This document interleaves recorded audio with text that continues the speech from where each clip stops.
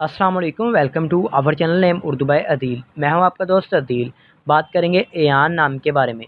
जानते हैं कि इस नाम का मतलब क्या होता है और एयान नाम वाले लड़के कैसे होंगे। तो प्लीज़ आप वीडियो को फुल देखिएगा और हमारे चैनल को ज़रूर सब्सक्राइब कीजिएगा।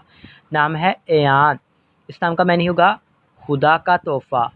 जिन्स लड़का होता है। तख्लीक ज़बान अरबी होता है। अगर मज़ाहिब के बारे में बात करें तो ये हिंदू और मुस्लिम दोनों मज़ाहिब से नाम तल्लक़ रखता है। एयान नाम का लकी नंबर 7 यानी 7 माना जाएगा। एयान नाम के मुआफ़ी दिन में बात की जाए तो मंगल और जुमेरात शामिल होता है। अगर बात करें कि इस नाम वाले लड़कों के लकी कलर्स कौन से होते हैं तो सुर्ख और बनफशी रंग शामिल होंगे। मुआफ़ी पत्थरों में रूबी शामिल होगी और मुआफ़ी दांतों में तांबा और लोहा शामिल होगा। उम्मीद करूँगा कि आज की वीडियो आपको ज़रूर पसंद आई होगी। तो thanks for watching this video.